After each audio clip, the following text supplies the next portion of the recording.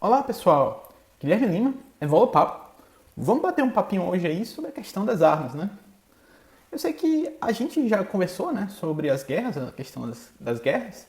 Então, eu meio que incluir, né, falar um pouco sobre armas. Então, agora vamos expandir, né, essa reflexão nesse EP exclusivo, né, para falar sobre a questão das armas, né?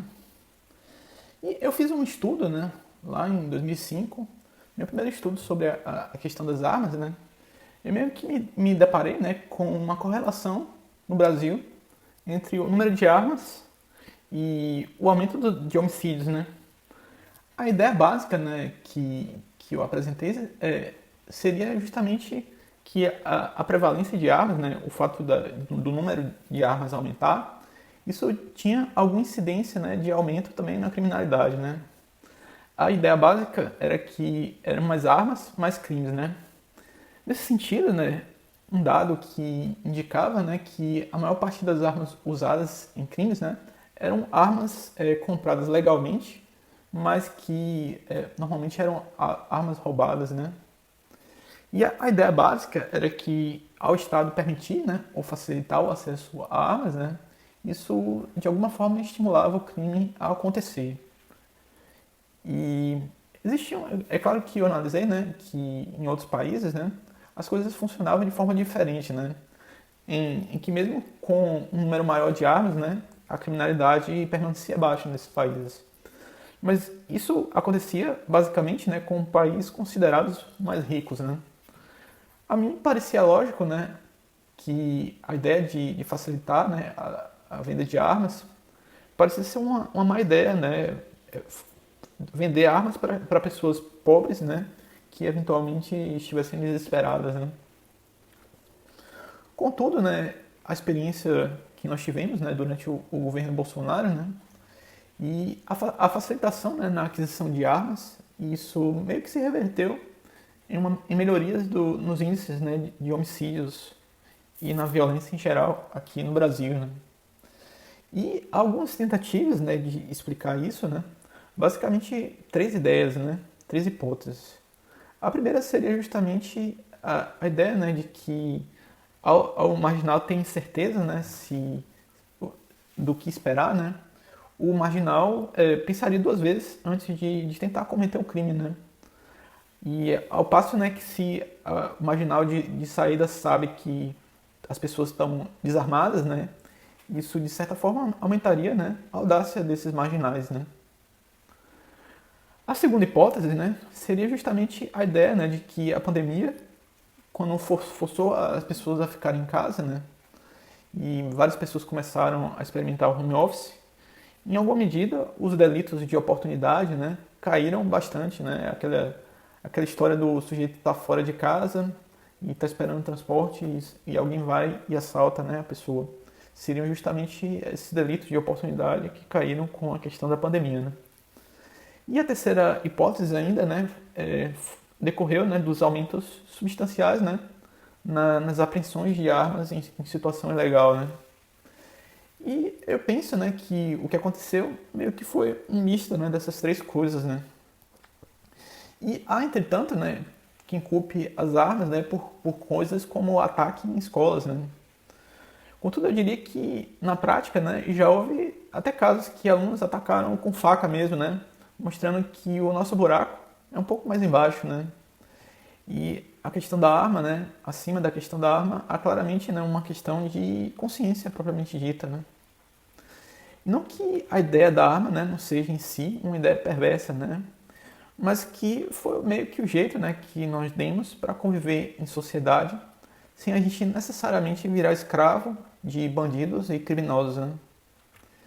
E ao desarmar, né, toda uma sociedade, né, isso pode abrir, né, uma brecha para situações em que sejam os bandidos, né, que passem a governar, né, a sociedade, né. Há várias situações, né, em que o Estado paralelo e o crime organizado se impõem, né, em várias capitais brasileiras, né.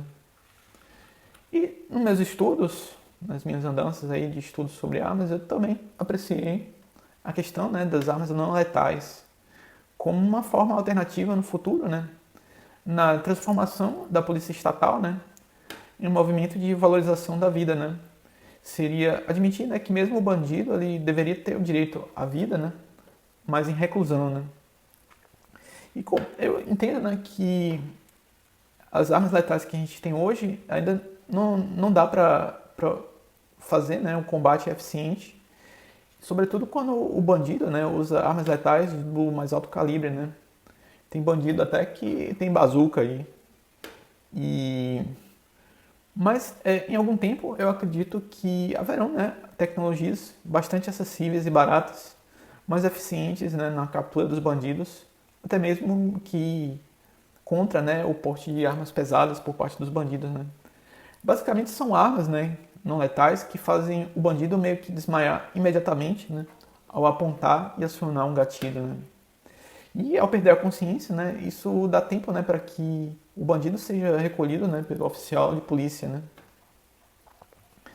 Ainda, né, em relação aos meus estudos, né, sobre a questão de segurança pública, né, ficou mais claro, né, que a vigilância eletrônica ela costuma ter um fator importante, né, na captura de foragidos e criminosos, né.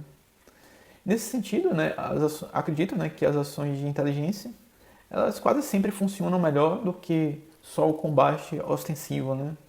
Não tenha dúvida que o combate ostensivo, né, pode dar a sensação de segurança, né. Mas eu acredito que são, né, as operações de inteligência que têm um maior impacto, né, sobre a questão da criminalidade em um local, né. E eu gostaria, né, de indicar um documentário, né, produzido pela Brasil Paralelo, um documentário chamado Entre Lobos, né, que mostra como a gente precisa aprimorar, né, a nossa técnica no combate da criminalidade e mostra, né, como há comunidades que totalmente dominadas, né, por bandidos e criminosos que pedem socorro em silêncio, né, que não pode nem pedir socorro revelando, né, a própria identidade, mas que pedem socorro em silêncio, né. E fico pensando, né, o que aconteceria, né, com a humanidade se a gente, enquanto raça, né, decidíssemos banir, né, as armas letais, né. Dizem em que todas as armas letais, né, fossem destruídas e a fabricação de armas letais, né, não fosse mais permitida, né. Tipicamente, né, uma arma letal não é uma coisa fácil, né, de se fazer, né, sem uma cadeia longa, né, de logística, né. Eu diria que se o objeto arma letal, né, não fosse mais fabricado, como é que uma facção, né, criminosa iria oprimir, né, uma comunidade inteira, né?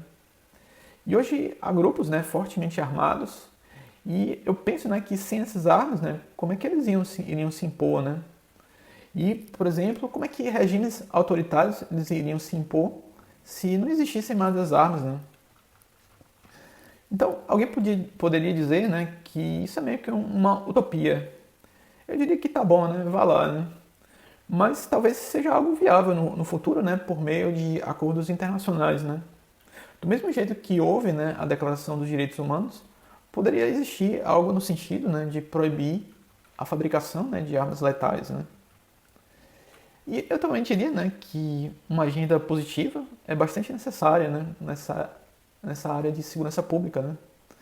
E é preciso que haja, né, um gasto maior com o contingente de policiais, ou seja, aumentar bastante, né, a quantidade de policiais, melhorar o treinamento, né, desses policiais, equipar, né, essas forças policiais, construir prisões e também ter aquela política, né, de tolerância zero com a questão dos crimes violentos, né? E isso precisa começar de algum lugar, né? Então, existia um pesquisador, né, que estimou que só em São Paulo, né, o crime organizado lá emprega 50 mil pessoas, né? Como é que você vai enfrentar essa quantidade de pessoas se você não está em número maior, né, do que essas pessoas, né? E com essa quantidade de gente, né, eu diria que é preciso contratar, né, um número expressivamente maior, né, para que a gente, enquanto sociedade, não tenha que se submeter, né, às vontades desses grupos criminosos. Eu diria que, para começo de conversa, né, a gente devia ter algo pelo menos 10 vezes mais do que o número de criminosos, né? Ou seja, se tem 50 mil pessoas do crime organizado, a gente tem que ter pelo menos uns 500 mil policiais para dar conta, né, de acabar, né, com essa criminalidade. E se for para resolver o problema, né, é preciso realmente que isso seja feito de alguma forma, né? E ainda precisa, né, que tenha um lugar, né, para que essas pessoas ficassem presas, né? Porque ao saber, né, que presídios, né, estão cheios e muitos dessas pessoas com delitos menores terminam sendo soltas e existe uma série de imoralidades, né, nesse processo e tem que ter realmente prisão se a gente quiser minimamente que não ficar refém, né, desses criminosos, desses grupos criminosos. E eu diria, né, que a simples existência, né, de armas e conceitos, né, de armas, isso faz com que muitas pessoas fiquem preocupadas, né, inclusive eu, né, porque também, né, é frequente que políticos, né, façam mau uso das armas, né. E políticos esses, né, que podem não ser exatamente aquela flor que se cheire, né. E para pensar por um instante, né, qual político que você conhece aí que você botaria sua mão no fogo por ele, né?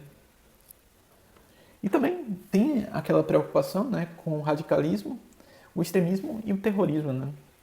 São pessoas que você não pode esperar necessariamente uma ação racional, né? Daí a preocupação, né, que eu considero bastante genuína, por exemplo, de certos países, né, conseguirem criar armas de destruição em massa, né, como a própria bomba atômica, né? Eu diria que essa preocupação é uma preocupação bastante legítima, né? A questão do abuso, né, do poder bélico, né? E eu diria, né, que as armas, boa parte das armas utilizadas nas guerras de hoje, né, são duplamente cruéis, né? Primeiro, elas matam mais, né, com mais eficiência, mas eu diria que a população civil, né, em um país em guerra, né, é a primeira que sofre. Ela sofre mais ainda, né? E todas as guerras recentes, né, eu acredito que deixaram um rastro de destruição muito amplo, né? Então, países que tiveram sua infraestrutura, né, meio que detonadas por meio de mísseis e bombas. E me recordo, né, eu era jovem ainda e vi, né, a cobertura na guerra do Iraque e a mídia mostrando, né, todo o poder norte-americano, né, de vários tipos de mísseis e destruindo coisas, né, que em questões de segundos, né, detonando tudo, destruindo tudo e tornando, né, muitas pessoas que não tinham nada a ver com o regime e pessoas morrendo, né, pessoas que não tinham nada a ver com o regime do ditador na época, que chamava Saddam Hussein. Então, e aí eu ficava com pena, né, pô, a que estado que as coisas chegaram, né. Eu me lembro de ver que o gasto com a guerra, né, o gasto que os Estados Unidos teve com a guerra no Iraque, praticamente daria para comprar todo o petróleo que tinha no Iraque, e ainda sobrava uma grana de troco aí, né? E eu me lembro, né, que chegou o ponto, né, de que o desespero chegava tanto que pessoas até saqueavam museus, né? O saque de museu é uma coisa assim, um nível de desespero deve estar muito grande, né, numa população que começa a saquear museus, né? E o conhecimento, né, de como fabricar e a própria fabricação em si das armas letais de alto poder bélico, né, eventualmente essas duas coisas podem ser usadas para o mal, né? E ao ser usadas em uma guerra, né, isso frequentemente deixa um rastro de destruição, né? Tipo uma camisa daquela XGGG, XXGGG. Então, pessoal, era o que eu tinha para falar hoje. Aí, gostaria de finalizar, né, com uma clássica indicação na arte. Gostaria de indicar o filme O Senhor das Armas, de 2005, né, com Nicolas Cage. E esse filme meio que mostra, né, em fratura exposta, a questão, né, do comércio, no caso do comércio internacional de armas, né, o tráfico de armas, mais propriamente dito. Então, se você gostou, dê o seu like. Se você quiser comentar alguma coisa, comenta aí embaixo. Se você quiser ajudar a gente, compartilha aí. E era isso que eu tinha para dizer hoje para vocês. Um grande abraço. Fui. Tchau, tchau.